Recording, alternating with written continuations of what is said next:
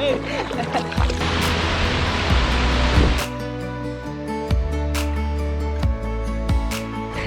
were they doing out there?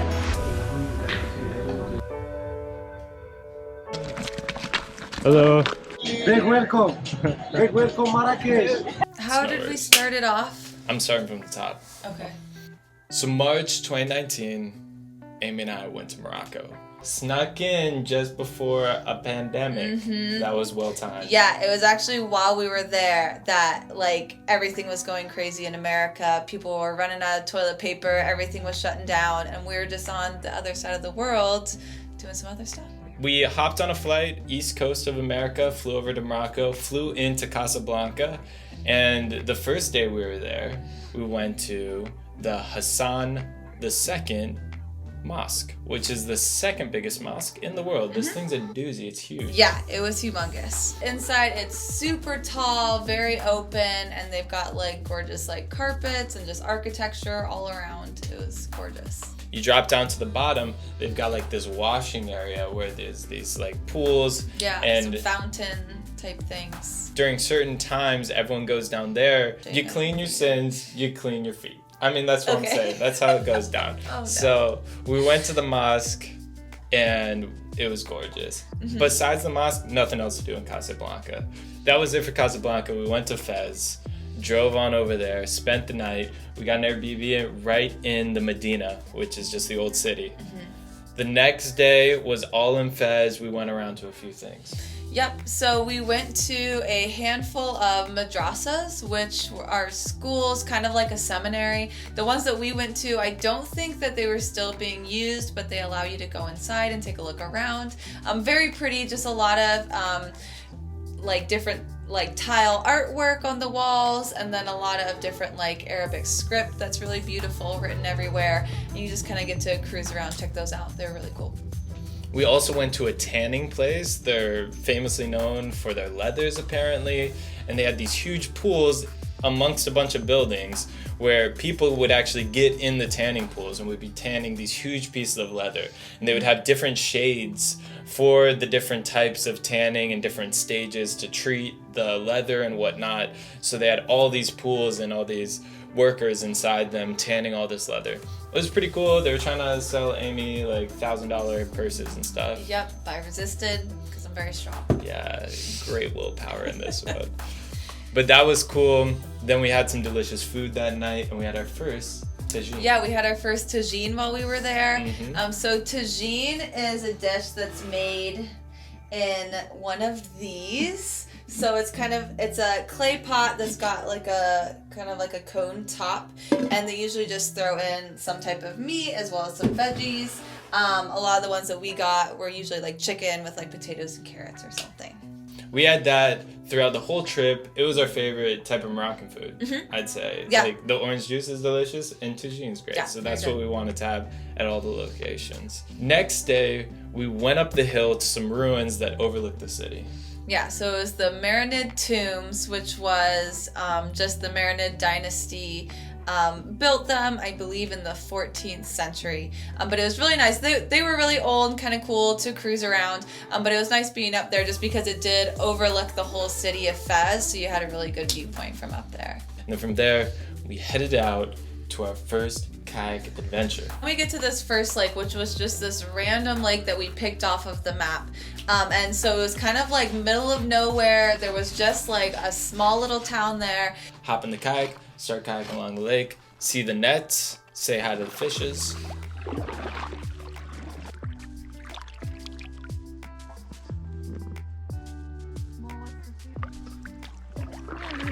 Ground.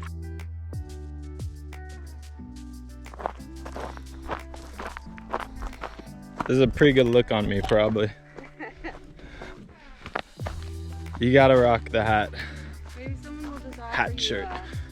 Well, there's a croc right here. Look at that, a little treasure. We turn the corner, and on top of a hill, we see some ancient ruins. We start brainstorming what these ancient ruins possibly could be. We're coming up with some pretty good theories. Yep. We pull up to it, hike to the top of the hill. Turns out not ancient ruins at all. Nope. It's just a really crappy stable. Someone is actually using this building that they made by hand. It's a DIY job. And they've got little sheeps, little goats. There was little tiny baby goats and sheep inside. We turn the corner, go behind the shack, and look out. There's a bunch of goats on the hillside. Probably the shepherd was on a hill or two farther, herding his sheep and his goats. And it was gorgeous. And that's why we met our favorite character of the whole trip, the bucket goat. Yeah. With the bucket. Oh no! Bucket boy. They're I'm a bucket boy. That was cool. Yeah.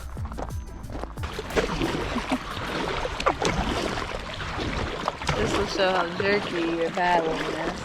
Then we headed over to the other lake that we had originally planned to go to. We drove like up over this mountain. It was very scary. Nathan did a great job of driving. But the roads were super small, super windy. There was no barrier on the side, and you're like up on a mountain, so that was kind of terrifying. There was some exposed cliffs. I think danger level low, but maybe fear level for Amy high. We stay at this Airbnb. Next day, bring the kayak out again, and we're on even a bigger lake.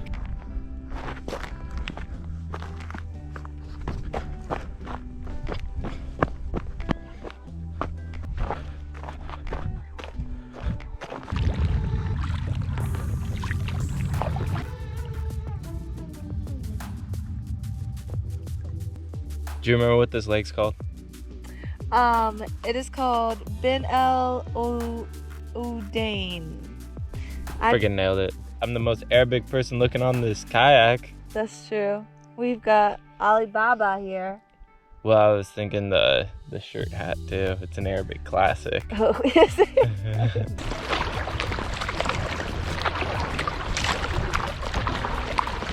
From that lake, we drove to some waterfalls. And this is where it was a little bit more touristy. People actually go to these waterfalls, it turns out. Very pretty. Tall waterfalls. They got monkeys there. Yeah, but these were the Ozud Falls, and they're supposed to be one of the tallest waterfalls in Northern Africa. And we climbed up behind them, got a little wet. Yep.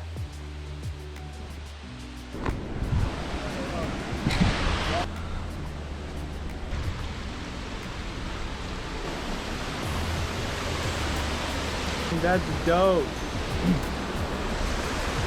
Here we got that waterfall Amy was talking about.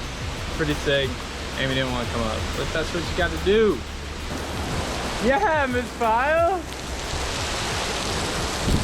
I made it. Good work.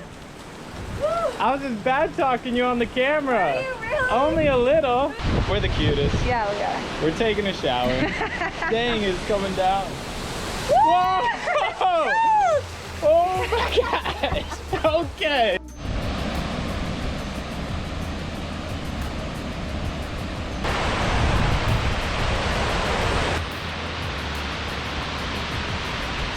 So we got to Marrakesh and we did a lot of cruising around the old city. It had a lot of the same winding like alleys and roads and pathways. That was a little confusing to get around, but we made it. And there were several different places that we got to see while we were there. One of the places that we went to was called the Baia Palace, which was really beautiful. It had a lot of really nice colored tile everywhere. They had orange trees out in the center of the like I guess the courtyard areas, and it was just a palace where some Moroccan royals used to live. We also went by the Sadian tombs. That was just where some rich people died, pretty much. Not much going on there. They looked kind of pretty, you know, they were rich, so they made a really nice tomb for themselves. Another place we went to was a Moroccan rug museum.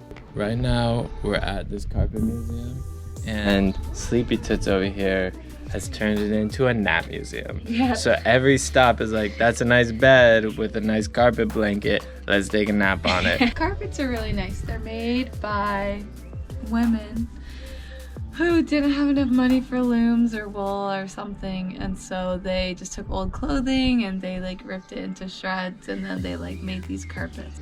After this, we're getting some food, then onto the Atlas Mountains, where Amy will hire a Sherpa so she can nap while we hike up a mountain.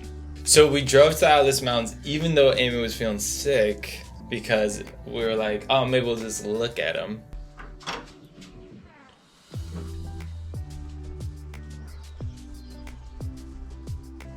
Here's our view from our Airbnb in the Atlas Mountains. We got the chickens that were waking us up all morning, right down there.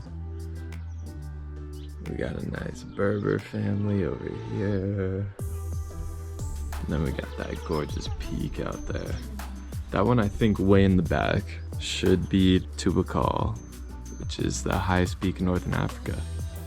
Amy was feeling terrible. They brought her the tea to Yeah, they ale were your... super nice, and they brought me this tea with tons of herbs, and it tasted so bad, but I was convinced they would probably cure me because they know best. Yeah. And so I tried to drink as much as I could, and it was so strong.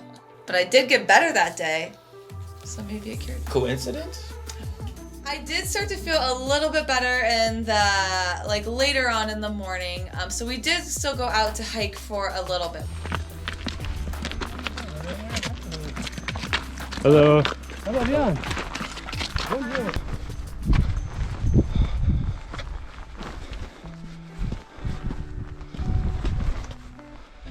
There she is.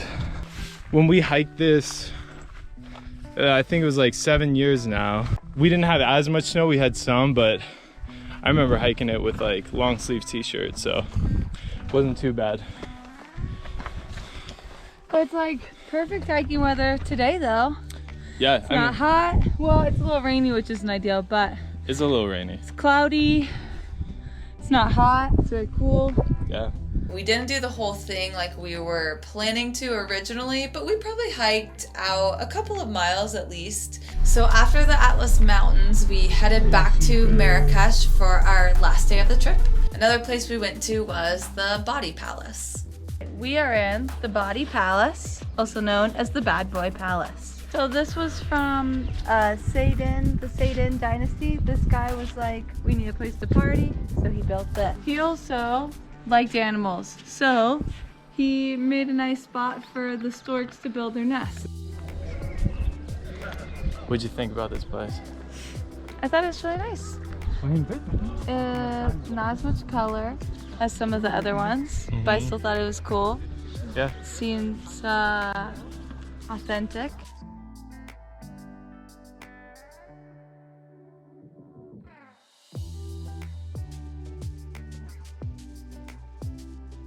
We were trying to figure out something else to do because we'd already done day one in Marrakesh. We had some free time. We're looking online. There's something called hammam. So it's kind of this cleansing, bathing activity that people do in Muslim countries. What it looked like by what we found was that obviously people are cleaning at home, but then maybe like once a week you would go in and just do this really deep clean in the hammam. For the locals, they all just wash themselves, but when you come as a tourist, you're a newbie, and so they actually wash you, which was a very interesting experience. It's like the best part.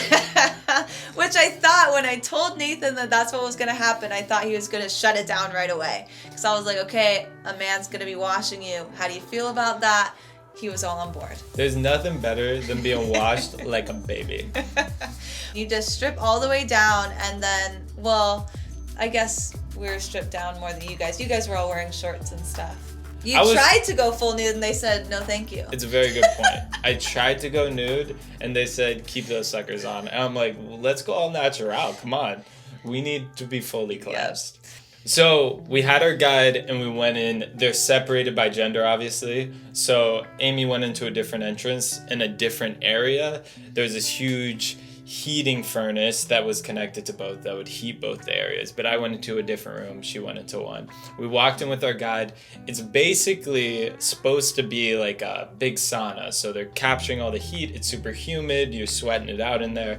What it looks like, because we went with the local option, is a torture chamber. That sucker is a dungeon. There's no windows. They have some holes in the ceiling to let light in, but it's just like a hole, like maybe this big. So there's a couple pockets of light just shining in. It's grimy, it's moldy, and they're like, just lay on the ground. So we lay down, And the guys just start scrubbing away. Because it's the deep clean, they're gonna peel all that dead skin off of you, so they get some pretty strong abrasives, and they put these gloves on and then just start like going hard all over your body, scraping all the skin off and making you flip around. Let me get this area, flip around this way. And you're just sitting there, like, my guide, she's just sitting there, like, with her legs open, and I'm just laying in between her legs on the floor, just, like, on this dungeon floor, as she's just, like, scrubbing you, every single inch of you. She missed nothing. The hammam was great. I thought it was a great experience. We did that, went out, got some more orange juice, because that's why we were there in the first place.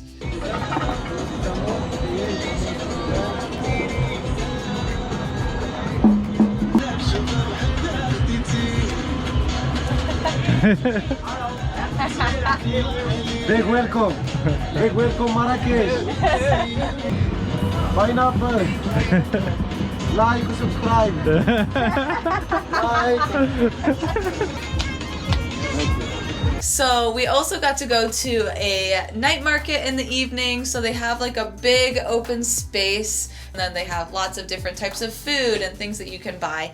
I think they also had probably some music going on, so we got to go cruise around there and see some of that. Kind of cool. Our juice guy's not in. Final remarks. I thought Morocco was awesome. Such a good time, especially just because we got to do a lot of different things. We got to experience 2 really cool cities, but also see waterfalls, kayak around, and see some mountains. So I thought it was a great trip. Yeah, love Morocco. It's probably a top 5er. What do you say? Yeah, I'd say so. That was great. Dope. Definitely recommend it.